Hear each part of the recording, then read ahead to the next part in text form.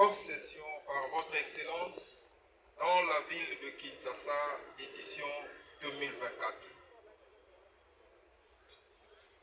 Kinshasa vous remercie pour avoir personnellement choisi, lever l'option d'être ici à la capitale de la République pour lancer personnellement, vous remercier une fois de plus pour le combat que vous avez mené à la tête de ces ministères dans la lutte contre les antivaleurs qui a permis de diminuer les mauvaises pratiques dans l'organisation de ces épreuves et dans les centres de passation.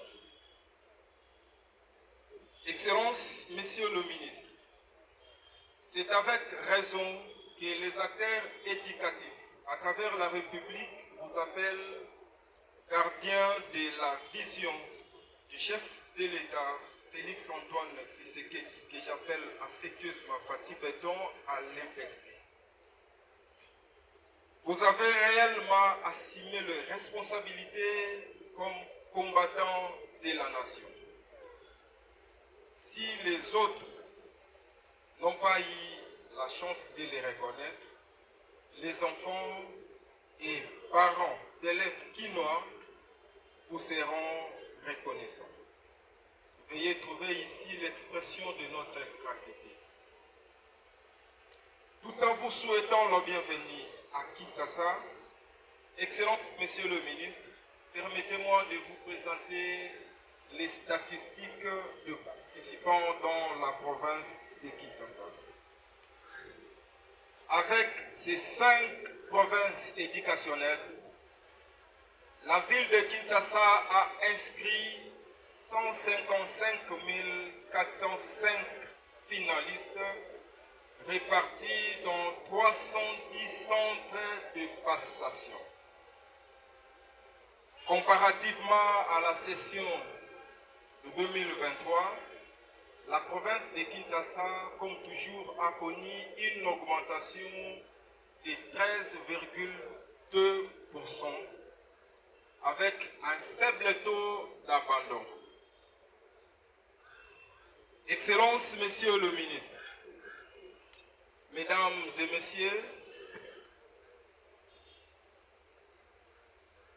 tout en vous souhaitant encore une fois de plus et tout protocole observé. Distingués invités, ce lundi 6 mai 2024 débute sur toute l'étendue de la République démocratique du Congo et dans les centres hors frontières les épreuves de la hors-session de l'examen d'État et du jury national du cycle court, édition 2024. En conformité et en parfaite cohérence avec le calendrier scolaire 2023-2024. Il me soit permis en cette circonstance de m'acquitter de 2 devoirs.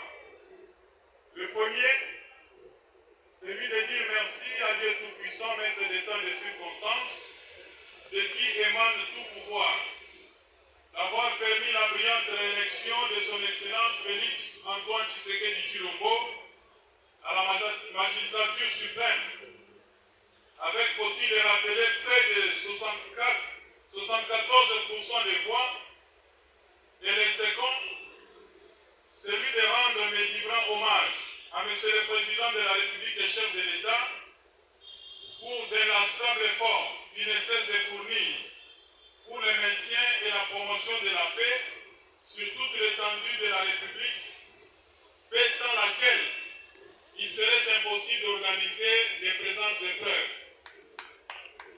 C'est également ici le lieu de transmettre à son Excellence, Monsieur le Président de la République et chef de l'État, la gratitude et le remerciement des parents, ainsi que des élèves finalistes de la province du Nord Kivu, pour la prise en charge par le Trésor public des frais de participation aux épreuves certificatives 2024. Et c'est en dépit du contexte difficile de la guerre qui sévit à l'est du pays.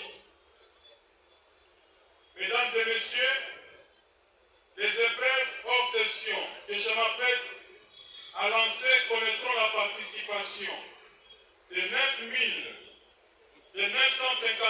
334 candidats inscrits à la dissertation pour le cycle des humanités. Ces candidats seront répartis dans 2959 centres de passation, soit une moyenne de 322 candidats par centre. 13 centres fonctionnent en territoire hors frontières.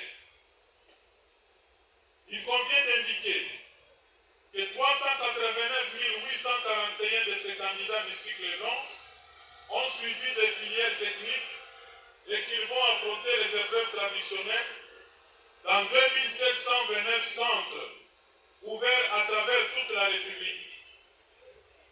Les notes obtenues à ces épreuves vont compter pour la première journée de la session ordinaire. Quant aux épreuves du cycle court professionnel, elles seront organisées dans 269 centres regroupant 5335 candidats, soit une moyenne de 20 candidats par centre. Derrière les 959 628 candidats d'examen d'État et au jury national du cycle court, il y a des hommes et des femmes qui ont consenti des sacrifices pour que leurs enfants en arrivent à cet état. Et ces milliers de parents anonymes de la République trouvent ici l'expression de notre sincère et profonde gratitude pour tous les efforts et sacrifices. Les épreuves hors session doivent être comprises comme une évaluation des connaissances et des compétences acquises par tous les apprenants depuis le cycle préscolaire jusqu'à la fin du cycle des humanités. Je souhaite que les résultats qui en découleront reflètent les niveaux réels atteints par chaque candidat. Nous en appelons donc tous les intervenants à plus de responsabilités et au respect strict du règlement général de l'examen d'État. Mesdames et messieurs distingués invités, chers participants à l'édition 2024 des épreuves hors session, je tiens à vous rappeler que le Congo démocratique d'aujourd'hui et de demain, que nous voulons fort et prospère, est fondé sur des valeurs de paix, de justice, de travail, d'honnêteté, d'intégrité et de probité. Je vous invite donc à ne pas céder au démon de la faute, de la tricherie et de la collaboration qui avilissent la réussite et jettent le discrédit sur tout notre système éducatif. Je vous convie à un travail personnel basé sur la confiance en vous-même et dans les compétences vous inférées par vos enseignants durant toute l'année scolaire qui tend à sa fin.